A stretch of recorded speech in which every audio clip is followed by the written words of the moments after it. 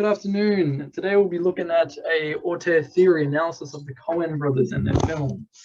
I'd like to introduce you today to the Coen brothers, who are Joel and Ethan Coen, who make wonderful films in the USA. The Coen brothers and their movies, I believe, simulate expressions of dear American values over an array of genre with the use of advanced film techniques and their zany characters. Another thing in their movies is that shock factor is an important part of their storytelling, as the unfolding of events are normally quite unpredictable and grapple your attention quite heavily in the movies. Now, and today we'll be looking at the Ballad of Buster Scruggs and ideas in this movie that are also reflected in their other films that together construct a great example of Auteur theory in film. And it's about it's a 6-part anthology of Western vignettes. Some are original, some are adapted from other texts like Old Gold Canyon, and they take part as 6 stories over 25 years in the Old West. Has a long list of successful actors such as Tim Blake, Nelson, James Franco, Liam Neeson, and Tom Waits, and Harry Melling. It was also nominated and awarded for Best Screenplay. Now, in this movie, genre would have to be dark comedy, witty, Western, and neo-Western. Its genre is set in an old Western over a number of stories, characters, and events, and dark comedy in the Coen films are often exceptional and well-produced, aided by a brilliant cast, directing, screenplay, and sound. Their other dark comedies include The Big Lebowski, Suburbicon, which will be spoken about later, and Fargo. And it's also not their first time directing a Western, as their neo-Western cult classic, No Country for Old Men, stunned audiences worldwide for its impeccable characters and cinematic devices. Dark comedy is certainly a pillar in the Coen films. Their top hits, Fargo, The Big Lebowski, Suburbicon, all explore this, some much more than others, and with much different characters, settings, and plots that indicate the artistry in their movies, as you can see there. It is made dark and comedic in nature to appeal to the audience, to the adult audience, where notions of murder, death, and struggle are weaved in with a sense of tragic comedy that enriches the storytelling.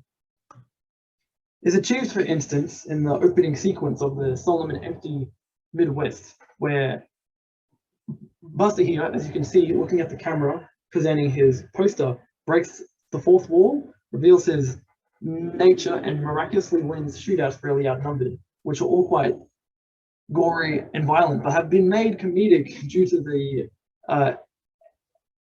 elements used here.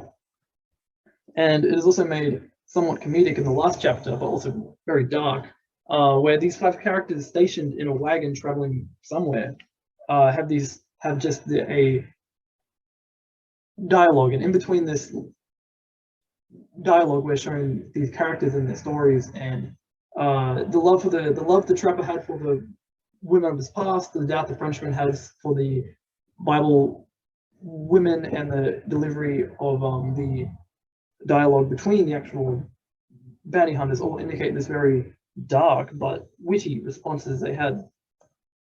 And in All Gold's Canyon here, it's flipped, where there's been a much more emphasis on a very beautiful and cinematic story, where this miner here finds land, beautiful land, and mines gold, but is made dark in nature, as the opening sequence is the harmonious and uninterrupted splendor of flora and fauna until they all respond and flee to the singing of the mining man, the scene here. The pause of the panel and the use of the owl indicates to the audience as a bad omen.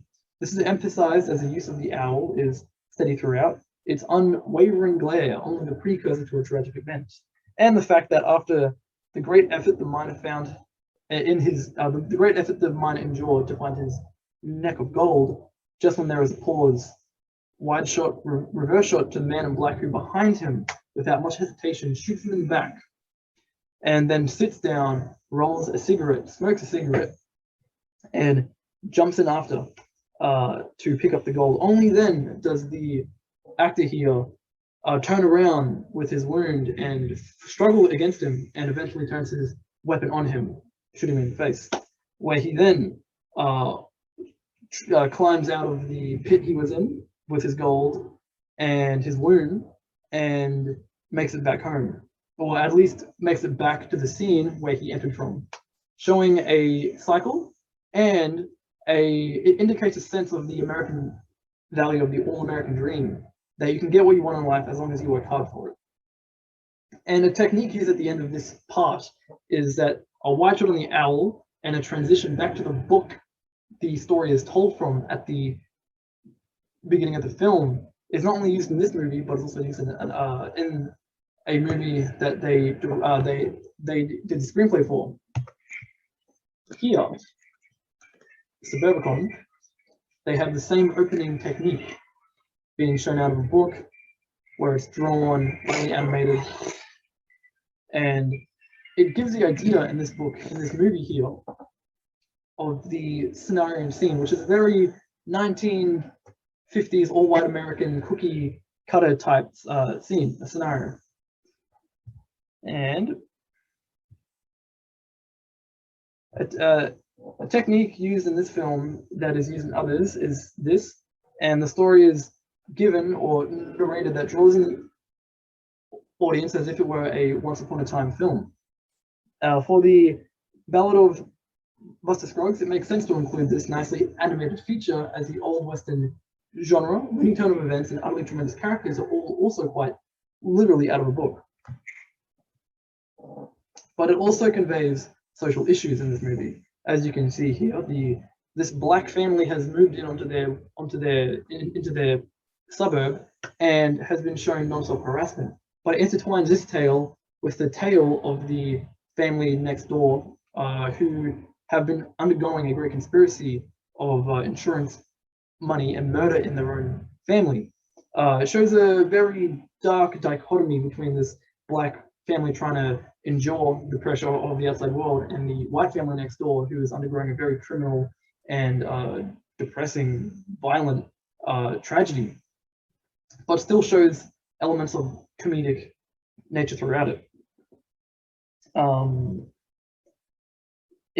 The total trail of death in this movie, once again, is a sign of dark comedy, along with the very charismatic and enjoyable performances put on by major and supporting roles. And another issue they tackle in the Ballad of Buster Scruggs is ableism. As you can see here, this character that plays in the third book is a quad amputee and is thrown off a bridge when his performance gatherings dwindle and that of a mathematical chicken rises, who was the other performing rival. Both characters with disabilities are killed by their loved ones between those two films, and is a subtle concept unspoken, but is there and recognized.